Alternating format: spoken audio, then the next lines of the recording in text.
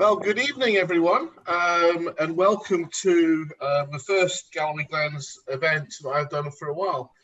So, without any further ado, I'm going to introduce the first of our presenters tonight, a guy called Jerry McIver. Jerry McIver is a research fellow at the Stirling University. Currently, he's working on the borrowing traditions of Scottish libraries. He was formerly a member of the Glasgow University team, and he's just finished a 3-year project on the history of geography in Dumfries and Galloway. He's also on the partnership board for one of the partners of the Galloway Glens project, and has helped in the early stages of that. So, Jerry, if you'd like to unmute yourself and arrive on the screen, and maybe give a little introduction about your subject area. Thanks Jerry. Very much, Nick. Yeah, cheers, and thanks for having me virtually. So my contribution, my video for this event, as you mentioned there, grew out of a British Academy funded project that I recently finished, based at the University of Glasgow. And that was really the inspiration for this event and some conversations with Archie. The project is about the literary history of Dumfries and Galloway between 1770 and 1830. I'm specifically interested in imaginative geographies of the region. So different ways that literature can generate and reflect a sense of place in what's a really fascinating period of the region's history. I can just quote here from the bump for my forthcoming book on the subject. D&G was an agricultural outland that was also deeply plugged into the transatlantic maritime world. Its 18th century tobacco trade having established Dumfries as one of Scotland's most genteel towns. It was at once a rural backwater and an archetype of the culture of improvement, lacking in a tourist culture until it became an ambivalent mecca as the death place of Robert Burns. Now, across the lifetime of this project, Alan Cunningham has emerged as a really significant focus. Cunningham was, like me, from Keir parish in Dumfriesshire, but he migrated to London in 1810 when he was 25 years old. Now, in London, he was able to put his stonemasonry skills to work and became the superintendent for the period's leading sculptor, Francis Chantry. Cunningham was really Chantry's right-hand man and seems to have done quite a lot of the actual sculpting.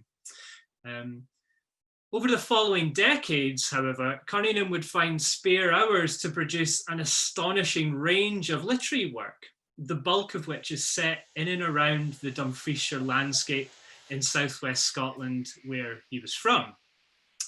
Now, Cunningham's work is saturated with nostalgia, which in his time referred primarily to homesickness rather than longing for the past. For those interested in this kind of thing, the word itself, nostalgia, was coined in 1688 by the Swiss physician Johannes Hofer from the ancient Greek literary idea of nostos, or homecoming. So it's a sign of the way that the idea had always been bound up with the imagination. Now, the video that we've put together here is specifically about Cunningham's 1826 novelisation of the life of the Kirkcudbrightshire sailor stroke American naval hero stroke pirate John Paul Jones. For Cunningham, the story of Jones, a local boy who ended up fighting against his homeland, I think provided a way to explore his own feelings of home longing. You might spot a quick shot in the video of a map I created of the novel, which shows a clustering of locations in and around Dumfriesshire and Galloway, but also scenes that are spread across France, North America, and even modern day Ukraine. And it's really in the contrast between the local setting and a globe-trotting maritime culture that Cunningham finds his theme. in this tension over what it means to belong to a place once you've left. From a political point of view, Cunningham's own experiences of the barriers around social class encouraged him to sympathise with aspects of the American cause. But in the novel, Jones's decision to fight against his home is finally too much for Cunningham. And Cunningham's slightly erratic Toryism wins through in the end.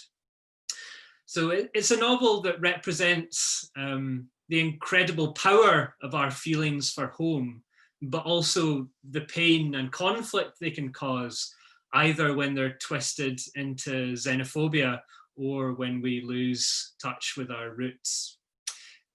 Okay, I hope you enjoy the video. Nick, I can pass over to you.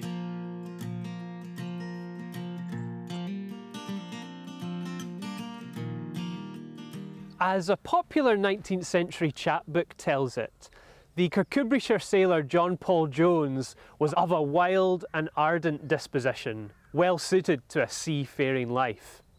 Prompted partly by a spirit of revenge and partly by the prospect of plunder, he would use his complete knowledge of the northern coasts of Great Britain to mount a series of marauding schemes on behalf of the revolutionary United States. Returning to his native Solway Firth in April 1778, not only did Jones attack the town of Whitehaven on the English side, where he had trained as a young mariner, but he also made a landing here at St Mary's Isle, looking to take the Earl of Selkirk hostage. As contemporaries noted, this was only about 20 miles west along the Galloway coast from Jones's birthplace at Arbigland. Now, Jones's defeat of HMS Serapis off Flamborough Head in September 1779 would become his most famous act. But the previous year's Solway cruise, when Jones was in command of the sloop USS Ranger, was key in establishing his myth. During the 19th century, stories of Jones continued to circulate on both sides of the Solway Firth and indeed the Atlantic Ocean. There can be no question of the impact of Jones's attacks on the British public. On the 5th of May 1778, the Gazetteer reflected, "The people of Whitehaven, it is thought, can never recover from their fright. 2/3 of the people are bordering on insanity, the remainder on idiotism." John Gallone's 18th century map of the coastline around Meikle Ross, which includes what appears to be an illustration of Ranger, shows the deep impression this episode had made on the region. If Britain had seemed safe from invasion, coastal defence would now remain a huge concern over the following decades of war with revolutionary and then Napoleonic France. Back in 1770, Jones had been held here at the toll booth in Kirkcudbright on a murder charge.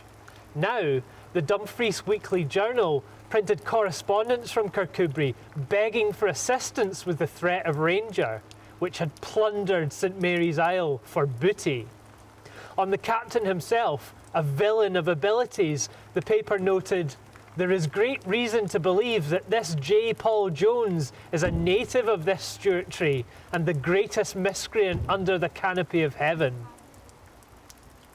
By 1826, when he published a novel titled simply Paul Jones, the Dumfriesshire Alan Cunningham had been living in London for the best part of 2 decades, labouring full-time as superintendent of works for the sculptor Francis Chantry, and finding spare hours to produce songs, poetry, novels, tales, a closet drama and biographies. Most of this material was set in and around the landscape in southwest Scotland where Cunningham was born and raised. What we would now call his creative writing in particular is incredibly consistent in its imaginative return to Dumfriesshire and to a lesser extent Galloway and the wider Borders region. In this way, it's a prime example of nostalgia in the 19th century sense of intense homesickness. In Cunningham's hands then, John Paul Jones is a somewhat heroic figure who becomes a cautionary tale about the loss of home. This all particularly centres on the birthplace here at Arbigland, where Jones's father was the gardener. The novel is peppered with references to Robert Burns, and the use of Burns quotations to describe the birthplace as an old clay bigging with a clean hearth stain develop a parallel between the national bard and this national pariah.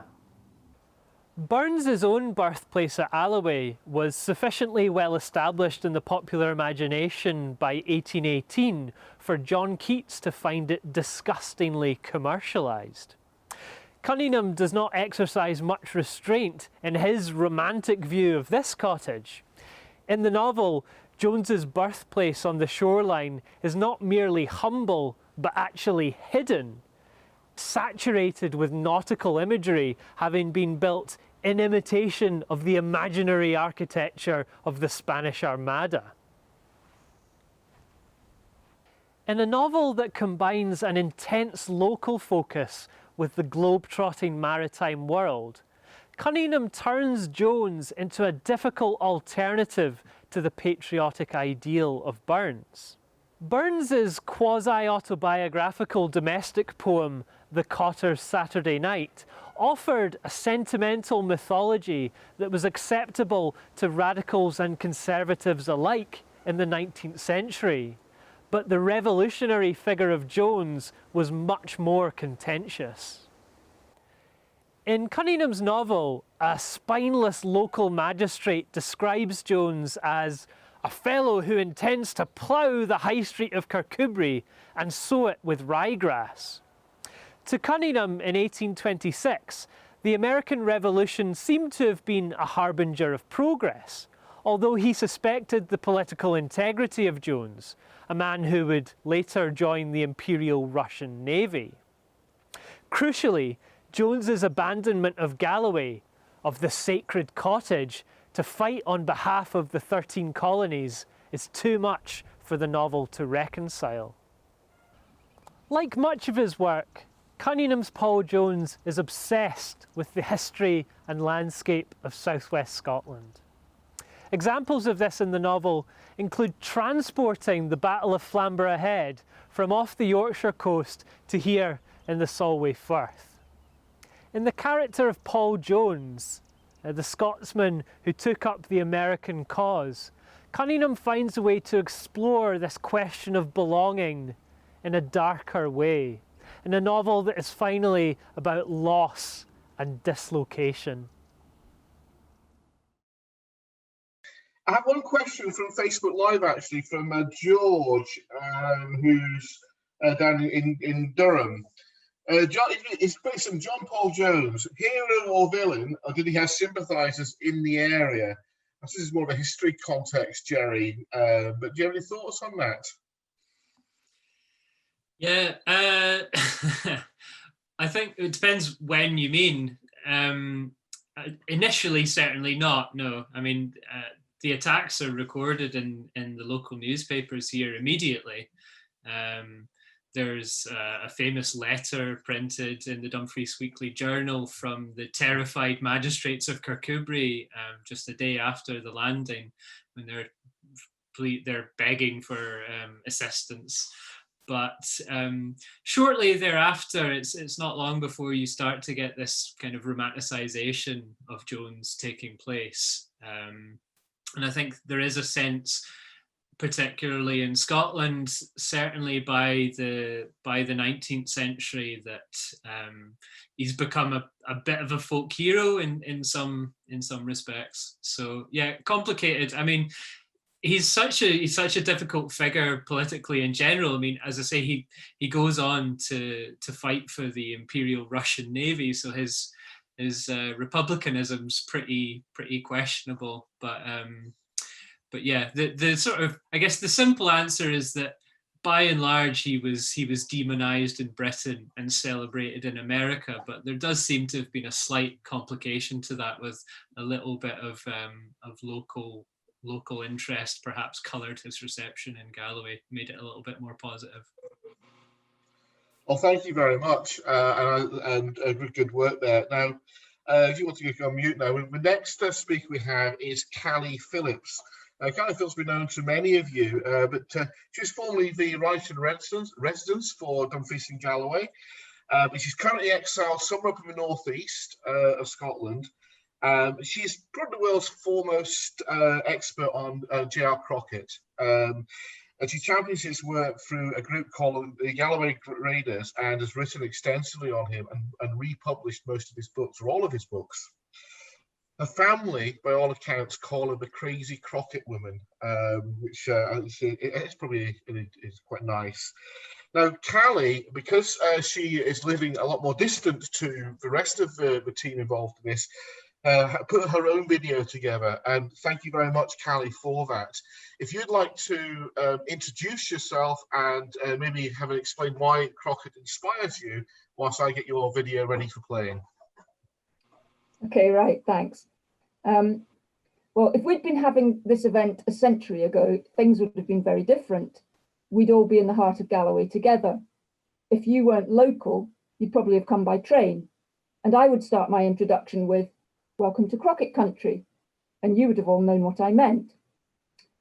Because Crockett was responsible for putting Galloway on the map at the end of the 19th century, sparking a level of literary tourism similar to Dorset's Hardy country or Shakespeare's Stratford-on-Avon. And in fact, right up to the Second World War, the Glenkens was known as Crockett country. But times change, of course, and that's where maps come in. Crockett got forgotten as fashions in fiction changed, not least because he used historic maps himself and historic names for the settings in his novels. So it became harder for people to connect themselves with his landscape through the stories, which is a shame. I first encountered Crockett in 1995 in Paddy Dillon's excellent book, Walks in the Galloway Hills, through a reference to The Raiders, which is the one Crockett novel everyone has likely heard of. But it led me on to the rest of his Galloway stories and an interest that has all but consumed the last 25 years of my life. For the first 20 of those, unfortunately, I was condemned to be only an armchair adventurer. But in the last 5 years, I've been lucky enough to meet folk who know and love Galloway's places, are better than me with maps and boots on the ground, and who've helped me explore Crockett country for real. So I've been to many of the places Crockett writes about on and off the maps, from Backhill of the Bush to Glen Head, from the Bogle Thorn to the Nick of the Dungeon. But my personal highlight last summer, in a beautiful June day, was standing at Loch Enoch side. I found Crockett's descriptions of the place to be entirely accurate, and it was every bit as beautiful as he writes. He writes about it extensively, but here's one example. Strangest sight in all this Galloway of strange sights is Loch Enoch, held up to the firmament as on a dangling palm of granite rock by nature. You need maps, and often historic maps, to find the places described so beautifully in Crockett's stories. But when you do find them, it's amazing how accurate these descriptions are even today. And if you can't find somewhere Crockett writes about, it's likely because you're looking in the wrong place or using the wrong name for the time, at which point a good historical map might help. Personally, I like to read Crockett for his characters, for his humour, for his social commentary. He writes most usually from the perspective of the rural working class, and my particular favourites are set in the 19th century. But most of all, I like to read him for his descriptions of the Galloway Hills and Glens. At a dinner in his honour in 1907, he said, "Galloway has always had a cult which counted many true worshippers. I am only one among them. It chances that I may have concentrated more, but that is all." And of his writing, he said, "Whatever I have written for other people, I have always kept the best for you. And if I forget Galloway, may my right hand forget its cunning." Crockett never forgot Galloway, and it's a shame that over time Galloway has largely forgotten him. But today, there's so many to choose from. I've showcased Men of the Moss Hags, and that's to commemorate the fact it was published 125 years ago this year. Now, I've not actually been to either of the places described yet, but I hope it will offer a good example of how fiction and historic maps can be used together to explore Crockett country, and I hope it will inspire you to do so.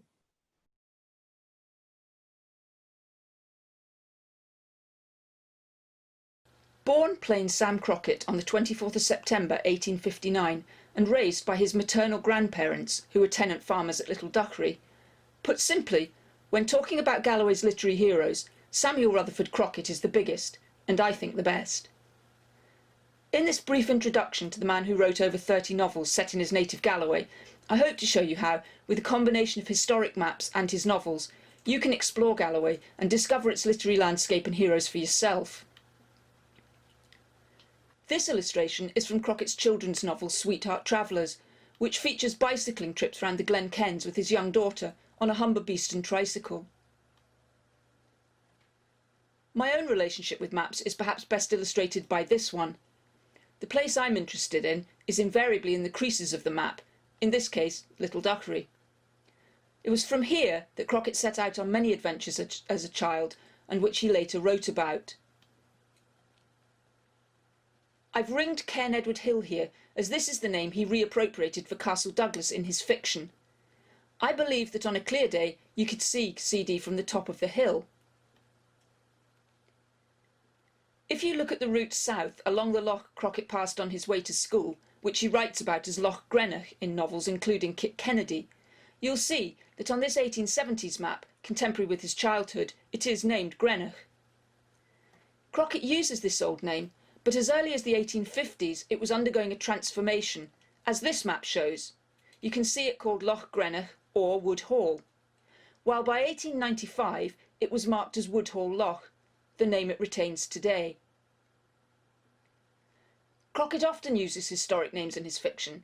He also has a habit of reciting some places, but when you do find his locations, his descriptions are invariably very accurate. Crockett is a great author to take with you on an exploration of your own in Galloway. Historic maps can be really helpful in finding the reality behind the fiction, and there are all kinds of clues to Galloway's history and geography to be discovered in Crockett's Galloway novels. We're spoilt for choice in exploring Galloway with Crockett, but I've picked just a couple of locations from just one of his novels to give you a taste. Men of the Moss Hags was published 125 years ago, first in Good Words magazine in 12 instalments, and then in a 56-chapter novel. It was Crockett's third Galloway novel, and his first published as a full-time professional writer. He had left the ministry in January of 1895, so that Men of the Moss Hags was in no small part a transformational work.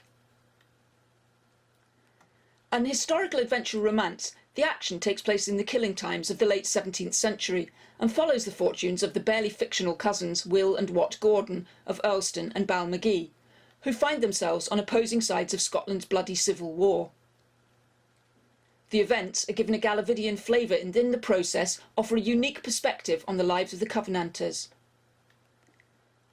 Crockett's writing style is to take ordinary characters and place them in the foreground of his stories, while the bigger historic characters, such as Claverhouse, Richard Cameron and Alexander Pedden the Prophet, are given bit parts.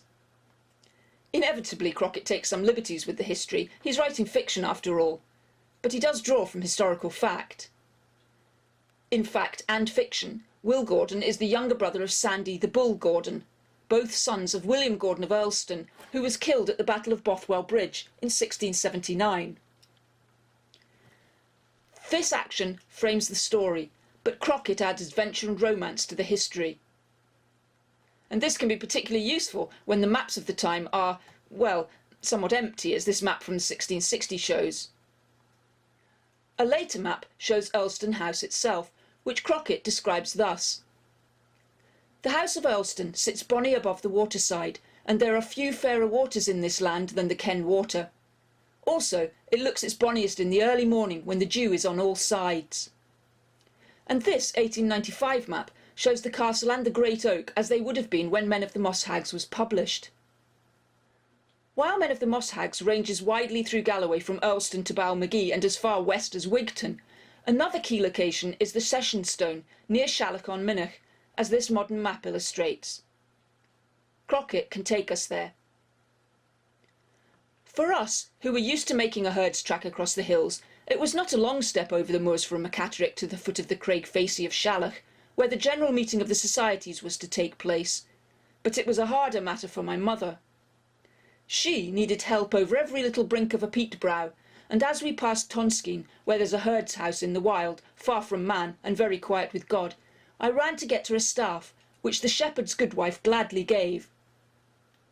Soon we left the strange unsmiling face of Loch MacCatterick behind, and took our way towards the rocky clint up which we had to climb.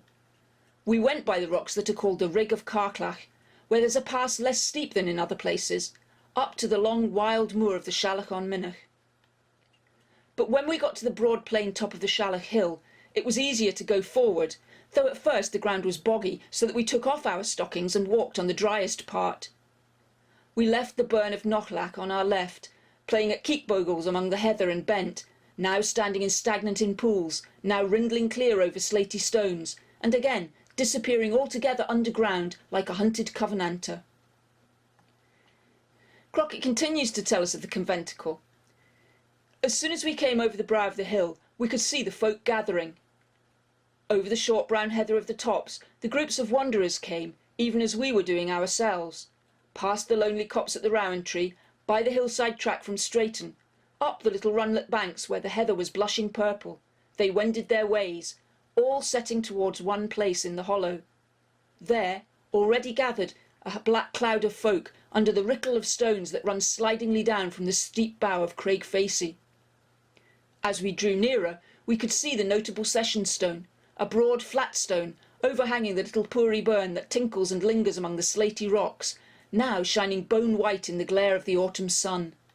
I never saw a fairer place, for the heights about are good for sheep, and all the other hills distant and withdrawn. This description really brings the landscape to life. I wonder whether the cairn on this 1850s map is the session stone. Crockett describes the landscape accurately. He says, opposite the session stone was a wide heathery amphitheatre, where, as on tiers of seats, rows of men and women could sit and listen to the preachers. The Covenanters are long gone, but the stone remains.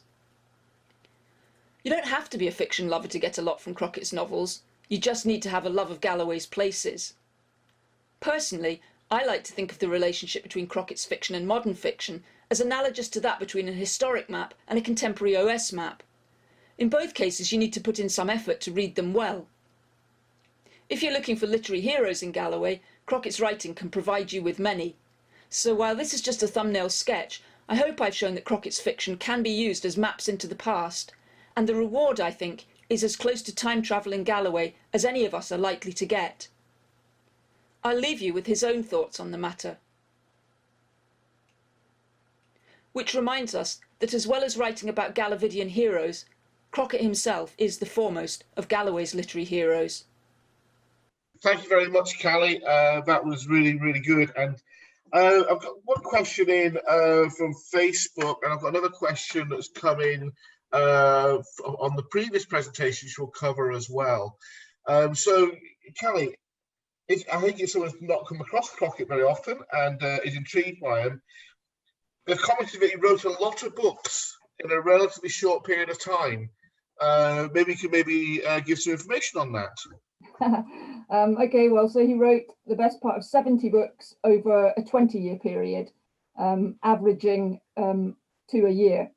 And they were generally serialized. So they ran in weekly magazines for the best part of a year and then came out as print publications at the end of that time. And so sometimes he had 2 running at the same time. Often it was one set in Galloway and one set in Europe or somewhere further abroad. And he spans history, certainly Scottish history, from medieval times right through to what was effectively contemporary, and similarly in his European novels. But I know the Galloway ones a lot better. Yeah, I think someone has actually commented on Facebook, is there a full list of the books? As there's 70, I don't think we'll ask you to read them all out from memory, but perhaps there's resources out there that we could point people to. Yeah, the Galloway Raiders website. I'll type it into the box, and I can't multitask, but I'll type it once I've stopped talking. I'm currently working. I can see somebody there says there's a lot of his stuff on Project Gutenberg, and I would just warn or manage expectations that yes, there are a lot of works on Project Gutenberg, and an awful lot of them are really badly scanned, and therefore the quality of what you're reading is a lot of the times impossible, which was one of the reasons why I started republishing his work, because it was impossible to actually read the digital works. However, I'm in the process now, coming to the end stage of a process of getting the complete, and that is all 70 of them, available in digital format in a new edited version, so that they're actually readable. And I'll stick that link up on once I'm not speaking.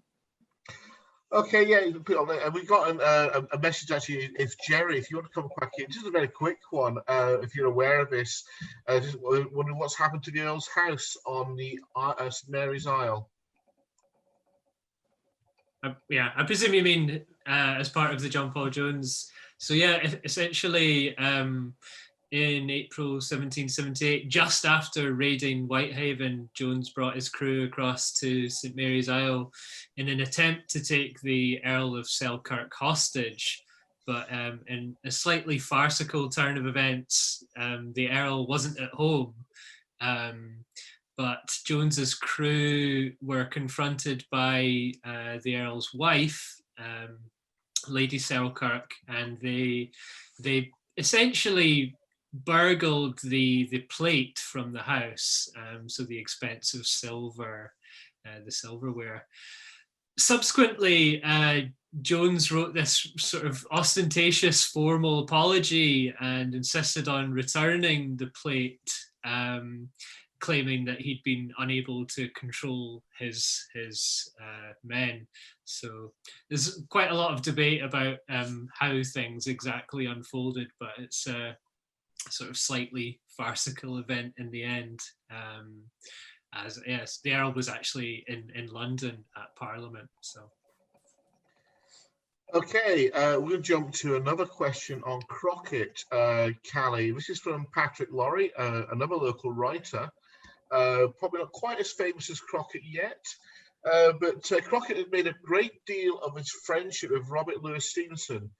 There's just been some brilliant correspondence between Stevenson and J.M. Barrie, which makes it seem like Crockett was much more enthusiastic about Stevenson than Stevenson was about Crockett. Knowing that they never met each other, what do you think their relationship was really like? It's a really interesting question, and one that I've been working on for a couple of years, actually.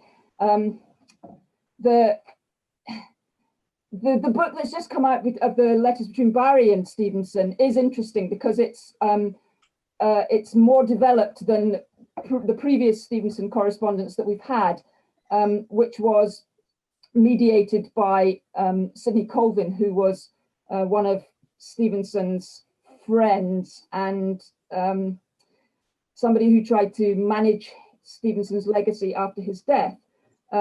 Crockett's part of the correspondence, which I see as a kind of tripartite correspondence between Crockett and Barrie and Stevenson, Crockett's part has been very little recorded. And I think that if you add Crockett's letters into the mix of what we've can now see between Barrie and Stevenson, then you get quite a different picture emerging.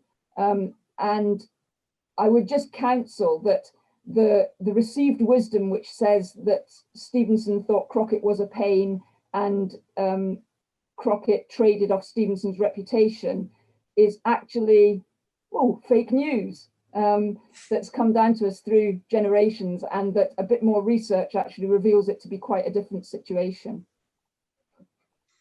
Okay, that brings us to the halfway point of today's meeting. So we'll have a little break from authors, and the host of the partner we're working with is the Dumfries Archival Mapping Project. And Archie's prepared a little presentation, which I'm now going to show you to help you find some of the maps that have inspired these authors. And a very interesting start of maps as well. They're actually introducing some other project that the Galloway Glens are involved with. So just bear with 1 second. I'm a bit rusty at this, but I'll try and get this presentation up from Archie in just this minute. Fantastic maps and where to find them. Where to find the maps is quite easy. Just go to the National Library of Scotland website, and there they are. Normally, in DAMP sessions, we focus on estate maps, but on this site you can find a much wider variety, and tonight we are using OS maps and county maps as well as the estate ones. The fantastic part about old maps is that they allow you to travel in time, both to the future as well as around the past. They are not just snapshots of a time and a place. This vignette is from the first edition OS, which seems boring at first glance. It is of an area just to the west of Castle Douglas. It's of interest to the Galloway Glens Landscape Partnership as they are planning a landscape restoration project in the area with NTS. It includes some breaching of the riverside embankments. What the map shows is the normal flood levels, the line of inundation, a crucial bit of information in these days of regular flooding, but rarely marked on modern mapping. With the embankment breached, we can now see what things will be like in the future. When we compare the maps to each other, we find out even more. Northwards from the previous slide on this 1829 estate map of Greenlaw, we can easily pick out the straight lines of the man-made ditches around Goose Isles. Compare this with the 1797 Ainslie-Kirkcudbrightshire map, and we discover much has changed. Previously, the much smaller Goose Isles were edged by dodgy-looking banking and swamp. The comparisons show us man-made changes taking place many years ago.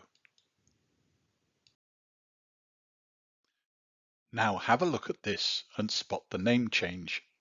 We have the OS showing the island as Lodge Island, but the Ainslie shows it as Coney Island. And that name probably goes back to monastic times and the use of the island for raising rabbits. We're not just back in the 18th century, but back perhaps over 600 years. Time travel indeed. It was Robert Louis Stevenson who said, "All good adventures start with a map."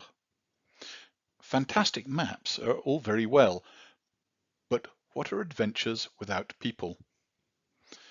A single family are involved with all this evening's works. With their home on St Mary's Isle, just south of Kirkcudbright, the Earl of Selkirk and his family hired Ainslie to get Kirkcudbrightshire map made. Burns also paid them a visit on St Mary's Isle. It was the fourth Earl himself, as we heard earlier, who was the target of John Paul Jones's raid in 1778. Lord Dare, his son, even appears in S.R. Crockett's The Raiders, and, believe it or not, their effect is even felt in Sayres's 5 Red Herrings. One of the local hostelries mentioned is the McClellan Arms. It is but a pseudonym for the hotel that is still there, the Selkirk Arms, where once hung one of the maps Jerry used in the first talk.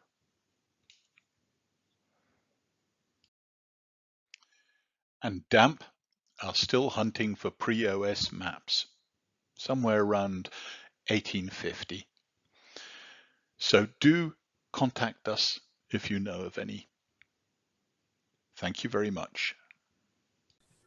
So, without any further ado, Sarah McConnell, sort of note to me that she's been in love with a character called Lord Peter Wimsey since she was the age of 10.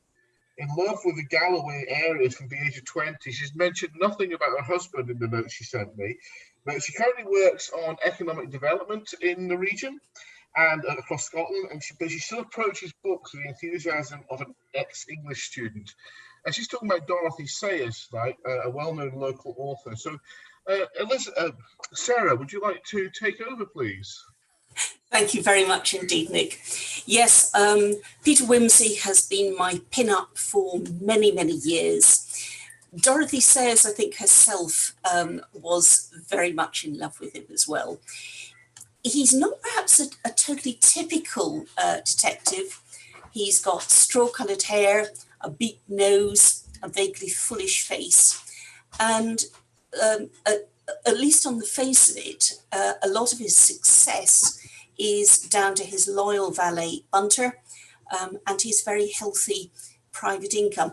And Sayers has got this absolutely gorgeous account of how she used Wimsey to live vicariously.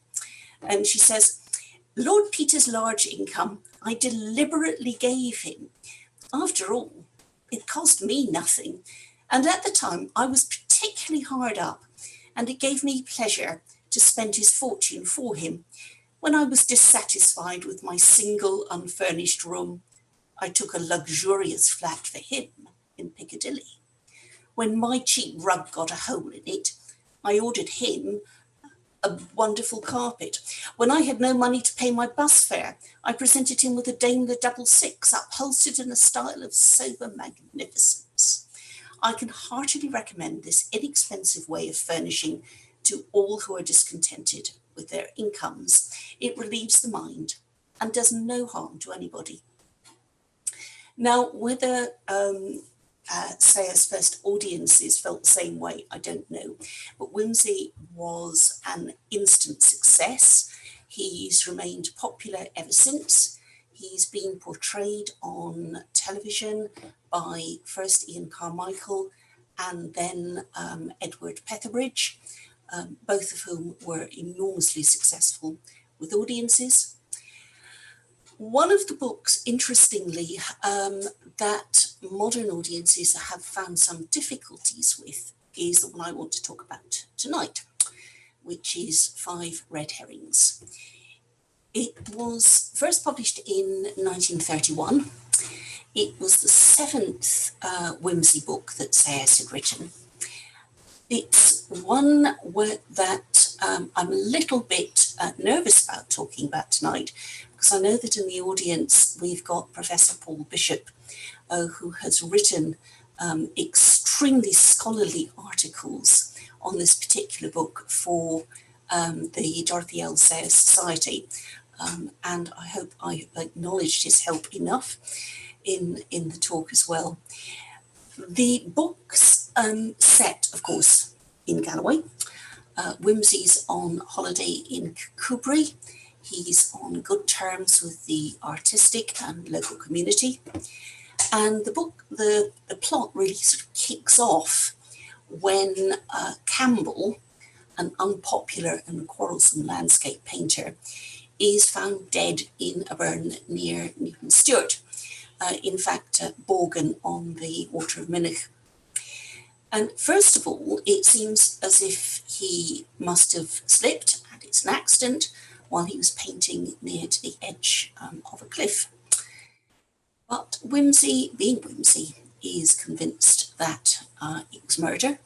And since this is a Dorothy L. Sayers book, it was indeed murder. And an autopsy reveals that Campbell was dead before he fell into burn. Now, there are 6 possible suspects, each with an alibi of sorts, and each of whom, of course, had quarrelled with or been assaulted by Campbell in the first chapters of the book. And they're all artists. And the 5 red herrings of the title are, of course, the 5 innocent suspects and 1 murderer. So what follows is a very intricately plotted story as Wimsey and the police investigate the mystery.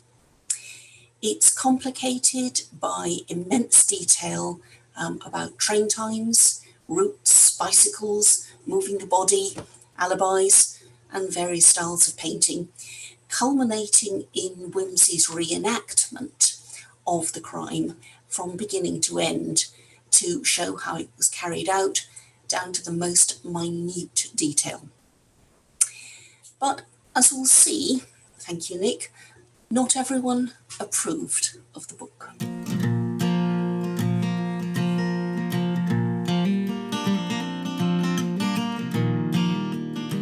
This book has had a very bad press. I cannot love 5 red herrings, declared a blogger earlier this year.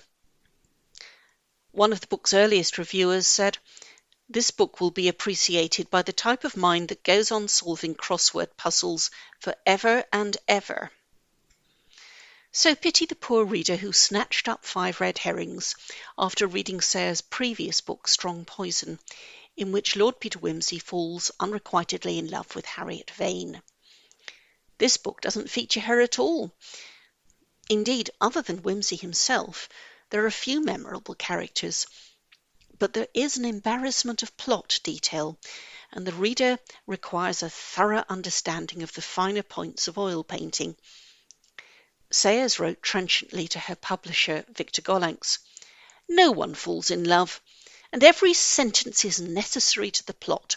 Much good may it do 'em." But Sayers had a deeper purpose in writing the book. It's actually a love letter to the Galloway region. Sayers and her husband Mac Fleming, a Scottish journalist, first came to Galloway in 1928, staying at the Anworth Hotel in Gatehouse, now the Ship Inn. From 1929, they rented a studio in the High Street Kirkcudbright, next door to the well-known artist Charles Oppenheimer, and became well acquainted with the artistic community there. Here's Sayers dedicating the book to Joe Dignam, the owner of the Anworth Hotel. "Dear Joe, here at last is your book about Gatehouse and Kirkcudbright. All the places are real places, and all the trains are real trains, and all the landscapes are correct. Give my love to everybody, and we shall come back next summer to eat some more potato scones." Sayers noted that whereas she normally invented a landscape to serve the plot, in 5 Red Herrings, she's invented the plot to fit the landscape. And thinking about it, the book's affectionate descriptions of the countryside, its roads and trains, seem to me almost to stand in for that depth of feeling, the absence of which reviewers had noted and lamented. Take, for example, this extract from a long and evocative description of Wimsey heading west from Gatehouse. "He passed through Gatehouse, waving a cheerful hand to the proprietor of the Anworth Hotel, climbed up behind the grim blackness of Cardonness Castle, drank in the strange Japanese beauty of Mossyard Farm, set like a red jewel under its tufted trees on the blue sea's rim, and the Italian loveliness of Curdle.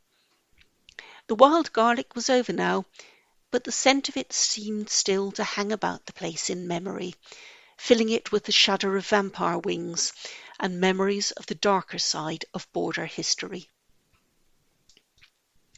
So why are maps absolutely critical to an understanding of the book?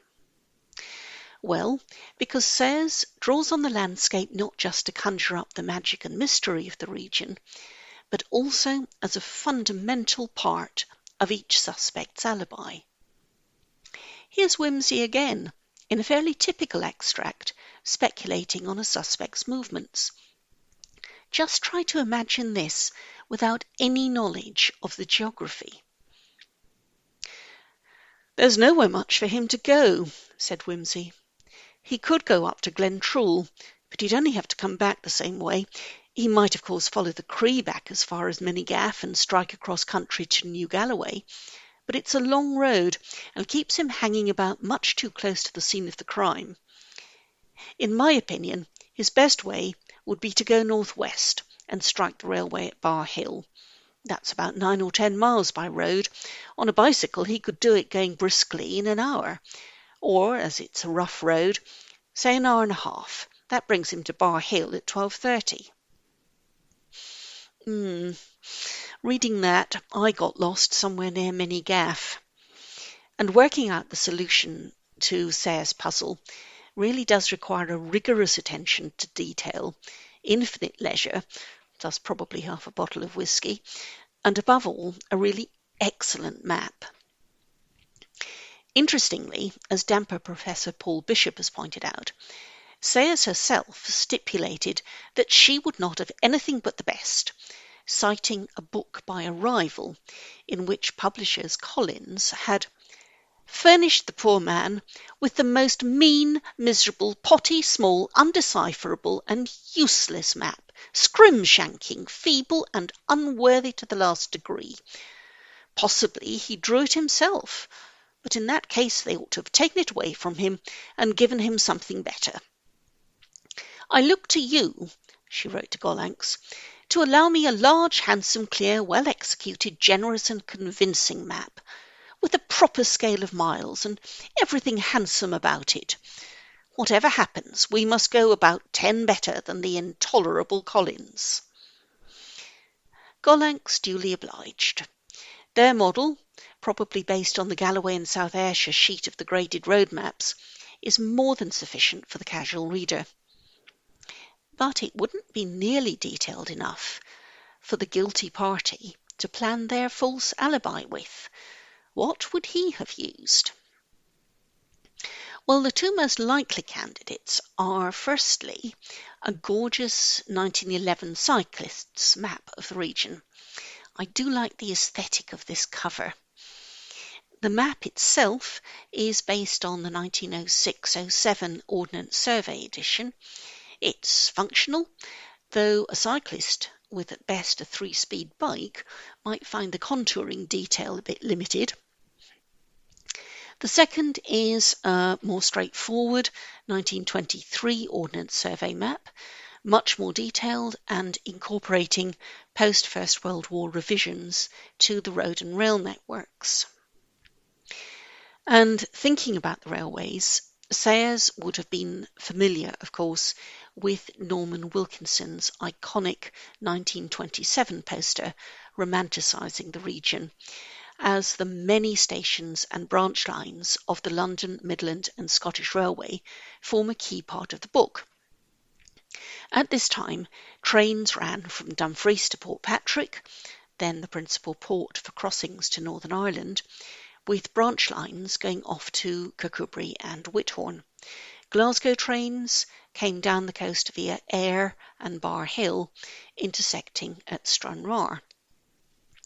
This extract from the 1923 map shows the train line in lurid purple, and you can see how it avoids tackling the granite mass of Cairnsmore of Fleet, which explains the apparently illogical route from Castle Douglas. Given the principal economic motive for the line was the direct connection to Portpatrick, it really wasn't profitable to duck down to all the coastal towns, so the line serves only those towns such as Gatehouse that could justify an outlying station. You'll find Sayers' suspects leaping on and off trains at all the little stations, and Gatehouse, Bar Hill, Castle Douglas, Dumfries, generally contributing significantly to the profits of the London, Midland and Scottish railways. Although eventually British Rail closed all Dumfries and Galloway's branch stations as part of the 1965 beaching cuts, it did at least use one of Charles Oppenheimer's gorgeous watercolours to produce this very nostalgic poster for travel to the region in the 1950s.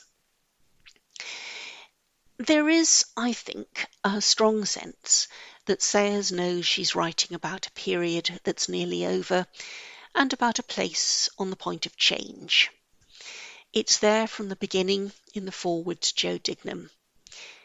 Please tell Provost Laurie that though this story is laid in the petrol gas period, I have not forgotten that Gatehouse will now have its electric light by which to read this book. Nearby, the Galloway hydroelectric power scheme, immortalised by Oppenheimer, began construction in 1929 and was operational in 1935. Sayers pens a hugely affectionate portrait of Kirkcudbright's artists, with the possible exception of the unpleasant character Gowan, said to be modelled on Hornell. But nevertheless, as the artists in her London-centred books make clear, elsewhere surrealism is in full swing. Dali and Magritte live in a different world from Oppenheimer. Though the Kirkcudbright artists' colony seems to be thriving, Sayers is well aware its days are numbered. So to sum up, Five Red Herrings is a very happy book. It's full of Sayers' warmth and first-hand knowledge of the Galloway countryside, its people, their occupations. It's a very clear and accurate book too. Even 90 years later, you can still drive, cycle, walk, all the major scenes in the book, including the famous bike ride to Bar Hill. Yep, it's true, as one critic said, that after you've finished the book, you perhaps know a little more than you wanted to about the byways of 1930s branch lines and exactly how a bike was ticketed through to its destination. But more importantly, I think, you'll have spent a few days in one of the most beautiful parts of the Scottish countryside and with one of the most evocative records of a time and a way of life now long gone. Thank you. Thank you, Sarah. A couple of questions coming in here. One of which is from Penelope Curtis, I believe it is. How did Sayers fit into Gollantz's socialist programme? Was he commissioning such writers with a political purpose? Any thoughts on that? I think it's possibly quite hard to argue that the second son of a duke with a healthy private income is perhaps an obvious socialist, Penelope. I'm going to say no on that one and leave it to Paul Bishop perhaps to correct me if there's a more accurate answer. Thank you. Just very quickly, so everyone verbally apologies. I'm having real problems with my internet tonight. I've been cut off at least 5 times through this presentation. I'm always surprised when I come back that you're still here. So I'm getting quite sweaty on this. So I'm not going to hang around too much longer because we've got another presentation here from a guy called Chris Rolley. I've actually known Chris for some time. We worked on a previous landscape partnership project called the Solworth Connections. We're both on the steering group for that. Chris is originally from Ayrshire and he lives in Dalry now in the centre of the catchment. He taught science for many years, but then became a leading light in the RSPB in the area. He's also the region's foremost expert on birds and has written a number of books about that. I think I might be embarrassing him here. Nature and Old Maps now is natural habitat, or I should say his natural habitat is damp. Over to you, Chris, whilst I get the shares up. Okay, Nick, thanks very much. Hello, everybody. I hadn't prepared any introduction for this other than Nick had asked me to say who I was and what my background was. So Nick, feel free to cut in and start the video whenever you want. But I'll say a few bits of introduction. This film is about Robert Burns, and I'm making big assumptions that most of you will know who Robert Burns was, or indeed is. And specifically this presentation is about a visit that he made, a long cherished visit that he made with his dear friend John Syme, who was a neighbour in Dumfries and a very close bosom crony friend of Burns. They made together in the last week of July 1793, and they set off on horseback, and this was a long planned for journey, 2 years in the planning. Burns had to cover himself in his employment as an excise officer in Dumfries by ensuring that somebody could cover the week that he had off with John Syme to conduct this tour on horseback. So they set off in the last week of July 1793, they came to the Glen Kens, where I live and where I love. I love old maps, and I love the fact that this part of the world, until this year, was relatively unburdened by hosts of tourists. I love people and I love tourists, but this year it's just been overrun with them. But still, there are places hidden away in Galloway and in the Glen Kens which are steeped in history, including having been visited by Burns and Simon this tour. A couple of them are featured in the film today.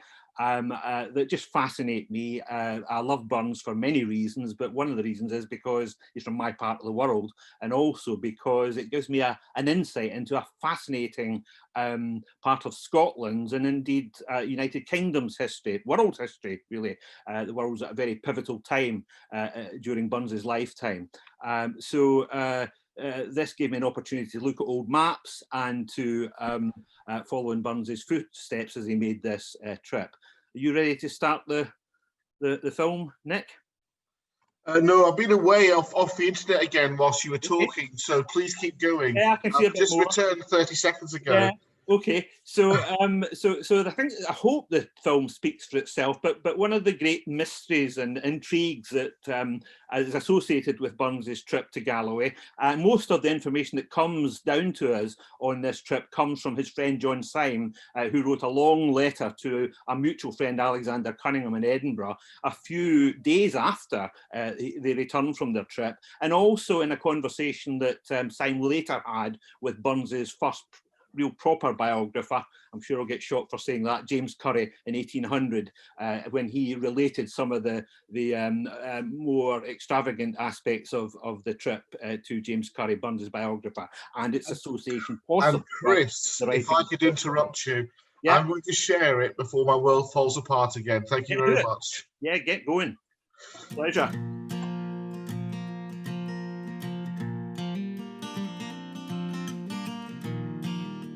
So the story really starts in July 1793.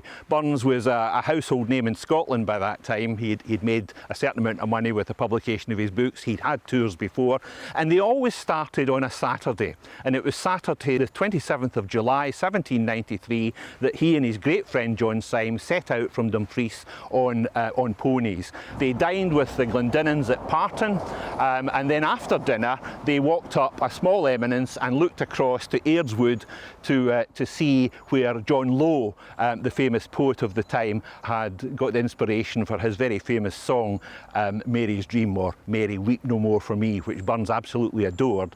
And Lowe, when he wrote that poem, lived in a cottage in Airdswood, and Burns and Syme wanted to see where Lowe had got this inspiration, and indeed had given his name to a small rock in the wood called Lowe's Seat, where he went for inspiration to write his poems and songs, overlooking the loch and with the wood in the background. So imagine the scene, looking across to Airdswood, and then behind it this alpine almost scenery that John Syme described in a letter later about the tour, and they would see the highest hill that overlooked the source of the Dee, which of course is from the poem Mary's Dream. John Syme and Burns continued on up the east bank of Loch Ken, which was smaller in those days before the Galloway Hydro Scheme enlarged it, of course. They then crossed the Ken and they came to Kenmure Castle behind us here, the seat of John Gordon of Kenmure and his wife. And then they spent 3 very happy days here, being guided by Dr. Robert Trotter of Dalry, who was the Muir doctor, MacTaggart in his Galavidian Encyclopedia called him. And he was a very learned guy. He wrote novels and poems of his own, and he knew an awful lot about the historical aspects of the Glen Kens, and he was to be Syme and Burns's guide in the Glen Ken, together with the Reverend John Gillespie, who was patron of John Lowe in earlier times, and of course John Lowe, the poet that we referred to in relation to Mary's Dream. His father had been a gardener here at Kenmure Castle, so the Gordons knew John Lowe very well, and in fact he grew up here. Burns wrote a little poem celebrating the death of Lady Gordon's dog called Echo. It's very evident from reading that little poem that Burns wasn't greatly enamoured by the idea, and that comes across in the poem. And landscape-wise and map-wise, I can't stress enough how few trees there were in this area. And Francis Grose, who engraved the castle in 1791, bears this out. Burns had long cherished a wish to come and see the castle, and one can only think that that's because he had seen Grose's representation of it in that engraving that was in his Antiquities of Scotland, which of course also contained Burns's Tam O'Shanter. So having spent 3 wonderful days at Kenmure Castle, Burns and Syme, in company with Lord Kenmure, John Gordon, and John Gillespie, the Reverend John Gillespie, who he'd met at Kenmure Castle, set off on a boat, Lord Gordon of Kenmure's boat, the Glenkens. It was a barge, and they set off on Loch Ken and came down from Kenmure Castle down to Aird's Wood to see again Low's Seat. And the story is the boat came to the Boat of Roan across the loch here, but the boat didn't quite get to the shore, and so the travellers had to get into the water, and Burns was wearing his new knee-length boots, leather knee-length boots at that time. He was very fashion conscious, Burns, actually, and a number of pen portraits talk about this of Burns in Edinburgh, that he dressed like a gentleman farmer or a ship's captain, and he wore a broad-brimmed hat and these knee-length boots, and he'd just got a new pair. Well, of course, the other travellers got out the boat and went to the shore,